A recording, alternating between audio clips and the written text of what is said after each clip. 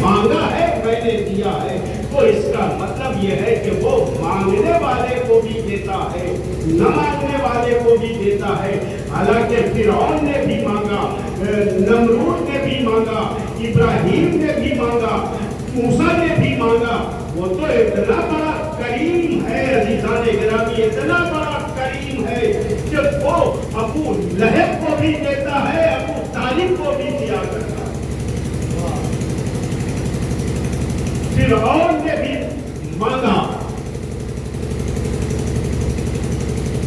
جناب موسیٰ نے بھی مانگا، ہاں فرق صرف اتنا ہے، صرف اتنا سا فرق ہے کہ فرعون نے زبان گندگی سے مانگا، موسیٰ نے زبان بندگی سے مانگا۔ نمرود نے اپنی نجس زبان سے مانگا، ابراہیم نے اپنی طاہر زبان سے مانگا۔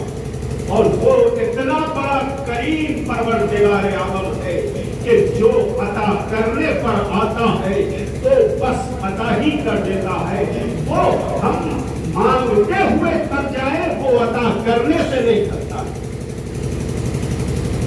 عزیزان گرامی، وہ صلاحیتوں کو بس 2-3 منٹ کی تمہید ہے جہاں تک مجھے آپ کو لانا ہے عزیزان گرامی، کہ وہ صلاحیتوں کو دیکھ کر عطا کرتا ہے۔ جس کے ظرف میں جتنی صلاحیت ہوتی ہے اسی کے مطابق وہ عطا کرتا ہے۔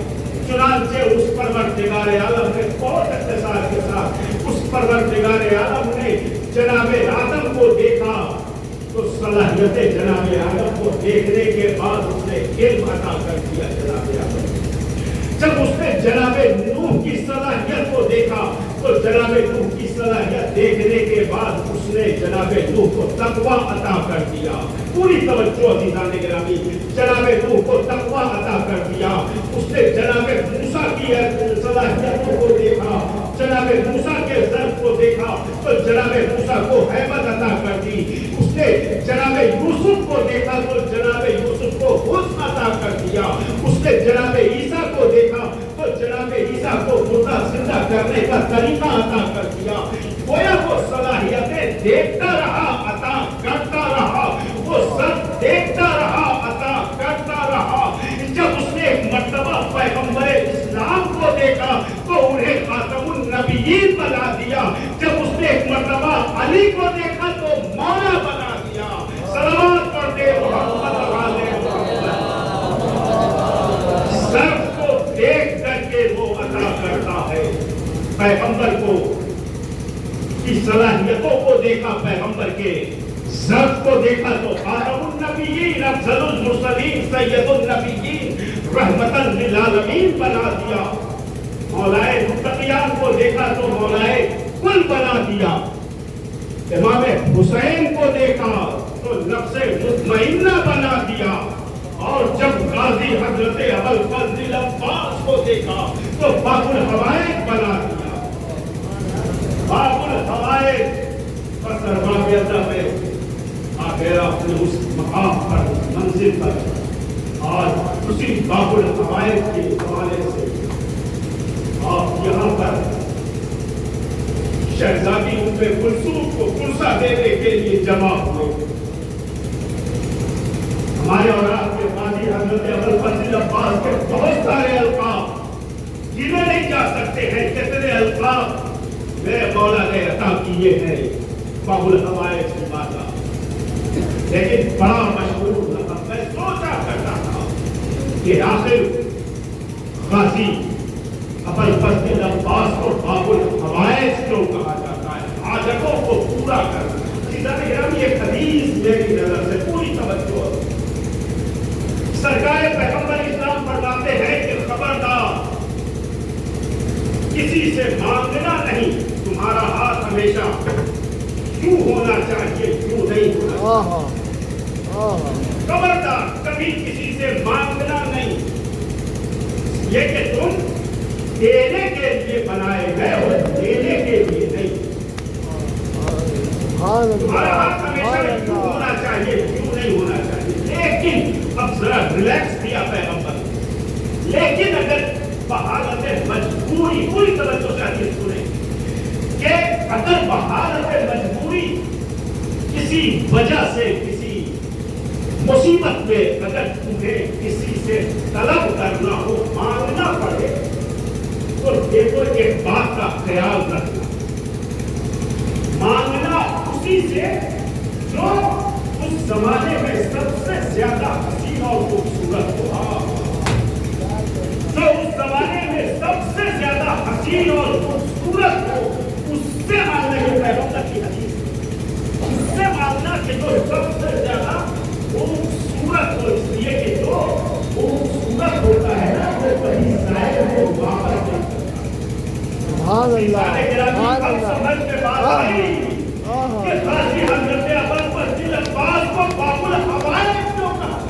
इसलिए कि एक वक्त वो था कि जब मिंबरे रसूल पर पैगंबरे इस्लाम बैठे हुए थे, नीचे मसनद पर मौलाए कायनात बैठे हुए थे, पैगंबर ने फरमाया या अली अंता नजमुल कमर अंता नजमुल हाशिम, तुम हाशिम के सितारे हो। अज़ीज़ान गिरामी, जमाना बदल गया, मिंबर वही था, साहिबे मिंबर बदला है। उस दिन पैगंबर मिंबर पर थे, अली मसनद पर थे। जमाना बदला, अली मिंबर पर गए, अब्बास मसनद पर बैठे। जैसे ही अब्बास मसनद पर बैठे, मर्तबा मेरे आका मौला अली ने फरमाया या अब्बास अंता कमरे बनी हाशिम, तुमको कमरे बनी हाशिम हो, बनी हाशिम के चांद हो। सलाम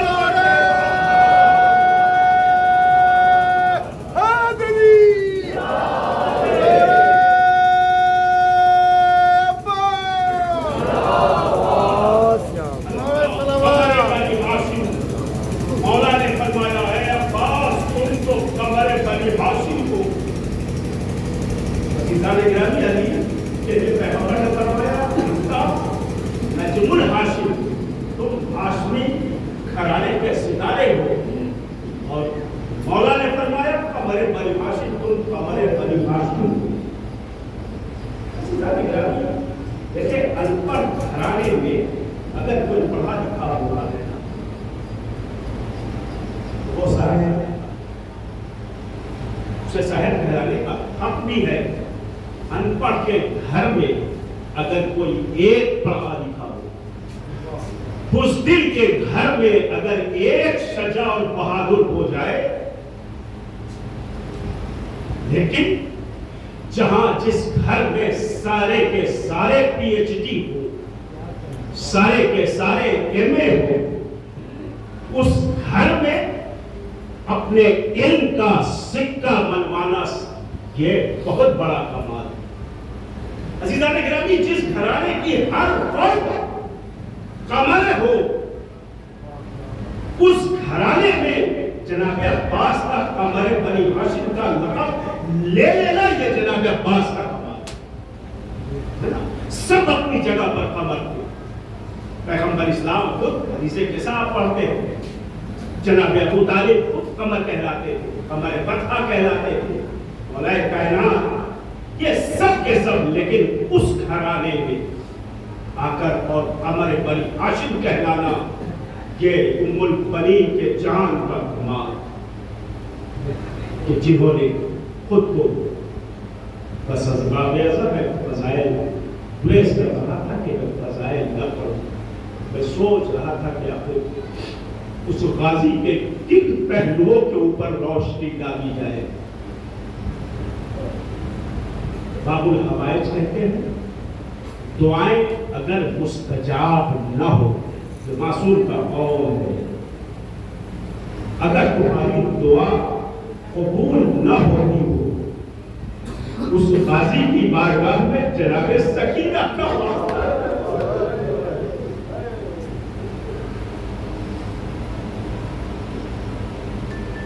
क्यों बनाया गया इनको बाबुल हवाइज? गाजी की दो हसरतें थी, दोनों हसरतें करबला में पूरी ना हो सकी। पहली हसरत तो यह थी कि मुझे जंग की इजाजत मिल जाए, दूसरी हसरत यह थी कि मैं सकीना के लिए पानी पहुंचा। मगर मसलहत परवरदिगार दोनों हसरतें غازی کی پوری نہ ہو سکی، لہذا اب قیامت تک کے لیے اب اس در پر جو بھی سوال لے کر آئے گا اللہ اس کی ہر حاجتوں کو پورا کر دے گا۔ بات عذاب ختم کیا میں نے، دو چار تقریب مسائل تھے اور اس کے بعد مجھے معلوم ہے کہ آپ صرف غازی کے علم کی زیارت کرنے کے لیے بہت کم سن تھے جناب عباس، بہت کم سن تھے۔ جناب زینب 22 سال بڑی تھی جناب عباس سے، آپ سوچیں۔ اچھا، جناب زینب نے صرف علی اکبر کو نہیں پالا ہے، جناب زینب نے صرف دور محمد کی پرورش نہیں کی، جناب زینب نے جناب قاسم کو بھی پالا ہے، جناب علی اکبر کو بھی پالا ہے، جناب محمد کو بھی پالا ہے، جناب عباس کو بھی پالا ہے، یعنی پوری کربلا کو پار کر کے زینب نے اپنے بھائی حسین کے حوالے کیا ہے۔ بھیا یہ بہن زینب کا تحفہ ہے، اسے قبول کر لو، یہ کربلا کے لیے فرمایا۔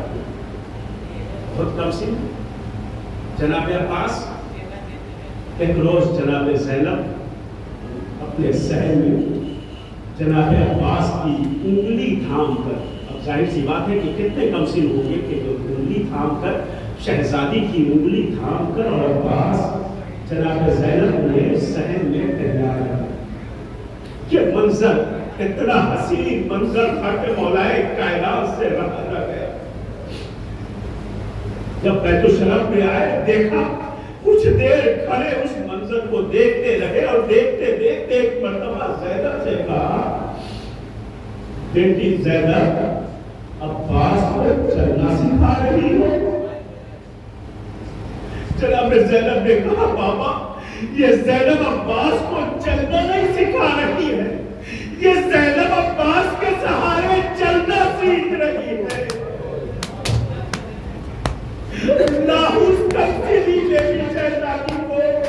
کتنا اعتبار تھا، اور بالکل اسی سے ملتا جلتا ایک واقعہ اور مجھے ملتا ہے۔ جب 47 ہجری میں مولائے کائنات کی شہادت واقع ہو گئی اور 21 رمضان کو علی شہید ہو گئے، لیکن شہادت کے بعد پہلا عید جو آیا ہے، پہلی عید جو آئی ہے، امام حسن نے اپنے دوست پر بابا کی ردا ڈالی، سر پر بابا کا امامہ رکھا، بابا کی نالین پہنی، اور پہننے کے بعد جناب زینب کے گھر میں آئے، اور آنے کے بعد کہا، بہن زینب یہ بتاؤ کہ تمہارا کون لگتا ہوں؟ جناب زینب نے کہا، آ جائے میرے بھیا حسن، یہ کیسا سوال ہے؟ کہا، آج بابا نہیں آ سکے ہیں اس لیے کہ بابا 21 رمضان کو شہید ہو گئے۔ بابا تو نہیں آئے ہیں، لیکن بابا کا امامہ، بابا کی رضا، بابا کی نالین میں تمہارے گھر میں عید کے دن آیا ہوں، آج مجھ سے کچھ مانگو، یہ حسن تمہیں عطا کرے۔ جناب زینب نے کہا، بھیا آپ نے دیکھا ہے زینب نے کبھی کچھ مانگا نہیں ہے۔ امام حسن نے بہت اصرار کیا، بہن تمہیں مانگنا پڑے گا، اس لیے کہ آج میں پہلی مرتبہ عید کے دن تمہارے گھر آیا ہوں، لہذا تم مجھ سے مانگو۔ بہت اصرار کرنے کے بعد سنیں گے عزیزانو جناب زینب نے کیا مانگا ہے۔ بہت اصرار کرنے کے بعد ایک مرتبہ زینب نے کہا، بھیا اگر دینا ہی چاہتے ہو تو ایک بات میری مان لو۔ کہا، بہن کون سی بات؟ کہا، اگر ہو سکے تو میرے غازی عباس کے سر پر اور بابا کا بابا ڈال کر میرے صحن میں چلا دو، اس لیے کہ عباس جب چلتا ہے میرے بابا کی یاد مجھے آتی ہے۔ عباس ہوں بہو اور میرے بابا کی شبیہ ہے۔ یہ وہ لوگ ہیں کہ جنہیں عباس پر کتنا ہے بھروسہ۔ یہی وجہ ہے عزادارہ نے مظلوم کربلا کہ 40 مرتبہ روایت کہتی ہے کہ کربلا میں جناب عباس نے امام حسین سے 40 مرتبہ مقتل کی اجازت مانگی، اور ہر مرتبہ امام حسین کہتے رہے، کیا تم بھی حسین کو تنہا چھوڑ کر جانے کا ارادہ کرتے ہو؟ کہا نہیں آقا آپ کے پاس زندہ رہنا نہیں چاہتا ہوں. 40 مرتبہ حسین سے امام عباس نے اس نے مقتل طلب کیا ہے، لیکن امام حسین نے جب دیکھا کہ اب نہ علی اکبر ہے، نہ قاسم، نہ اولو محمد ہے، نہ مسلم ہے، نہ حبیب ہے، کوئی نہیں ہے، مرتبہ کہا اچھا بھیا عباس اگر جانا ہی ہے تو پہلے سکینہ کے پانی کا انتظام کرو. ادھر جناب عباس سے یہ کہا، ادھر در خیمہ پر 4 برس کی بچی اس منظر کو دیکھ رہی تھی. نہ جانے چچا اور بھتیجی میں کیا اشارہ ہوا کہ ایک مرتبہ سکینہ دوڑ کر گئی اور سوکھی ہوئی مشک لا کر چاہا کہ غازی کے عباس کے علم میں لگا دیا جائے. عباس کے علم میں لگانا چاہا، 4 برس کی بچی تھی نا، ارے کیسے علم میں لگاتی؟ علم بہت اونچا تھا. عباس نے ایک مرتبہ جھکنا شروع کیا، ارے جھکتے اتنا جھکے کہ عباس کا ہاتھ ارے سکینہ کے قدموں سے آ کر لگ گیا. اب جو سکینہ نے غور سے دیکھا، کیا دیکھا؟ چچا کا ہاتھ ہے. ارے اپنی مشق کو پھینک دیا چچا. ارے میں 5 اماموں کی رشتے دار، میں آپ سے وعدہ کرتی ہوں یہ ہاتھ آپ کے کبھی جھکے نہیں، ہمیشہ آپ کا ہاتھ بلند رہے گا. جزاکم ربکم خیر الجزا. اور اب اس کے بعد وہ وقت آیا کہ جب غازی کو مقتل کی اجازت تو ملی مگر لڑنے کی نہیں. ایک ٹوٹا ہوا نیزہ غازی کے ہاتھ میں ملا. غازی نیزے کو سنبھالتے علم کو سینے سے لگا کر مشق سکینہ کو سینے سے لگایا اور لگا کر فرات پر گئے. غازی کے سر پر گرز لگا، شان قلم ہوئے. غازی نے فرات سے مشق سکینہ کو بھرا اور بھرنے کے بعد جب نکلنے لگے گرز غازی کے سر پر لگا، غازی وہی شہید ہو گئے. عزادارو یہ شہادت میں نے بہت مختصر کر کے پڑھ دیا، لیکن ایک واقعہ بس سن لے اور اس کے بعد آپ کی زحمت، اس کے بعد آپ شبیہ علم لے آئیں گے. واقع کربلا کے بعد جناب ام البنین مادر جناب عباس پہلی مرتبہ انہوں نے خواہش ظاہر کی کہ مجھے کربلا لے جایا ہے. پہلی مرتبہ خواہش کی اے بیٹا باقر مجھے کربلا کی زیارت کرا دے.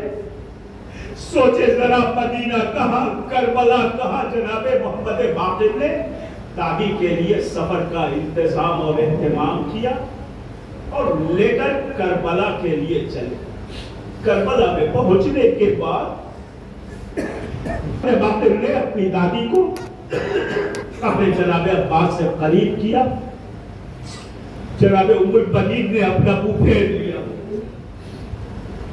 بیٹا میں کربلا عباس کی قبر دیکھنے نہیں آئی، مجھے حسین کے روزے پڑھنے تھے. امام محمد باقر کانپنے لگے، چونکہ اتنی عمر ہو چکی تھی بی بی کی کہ آنکھوں کی بصارت ختم ہو گئی تھی.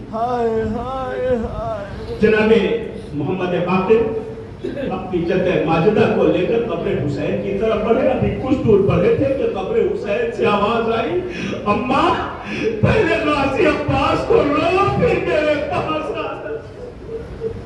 یہ سن رہا تھا کہ پھر ایک مرتبہ وہ بی بی قبر عباس کی طرف پلٹی. جناب محمد باقر نے اپنی جد ماجدہ کی انگلی تھامی، چونکہ نابینا ہو چکی تھی، لے کر قبر جناب عباس پر پہنچی اور پہنچنے کے بعد قبر عباس پر بٹھا دیا اور جناب ام البنین کا ہاتھ قبر جناب عباس پر رکھ دیا. کہا بی بی دادی یہی آپ کے لال عباس کی قبر ہے. مرتبہ وہ نابینا ہو چکی تھی، ایک مرتبہ قبروں کو سہلانے لگی. قبروں کو سہلاتے کہتی ہے بیٹا باقر ارے یہ تو میرے اصغر کی قبر ہے. قبر اتنی چھوٹی تھی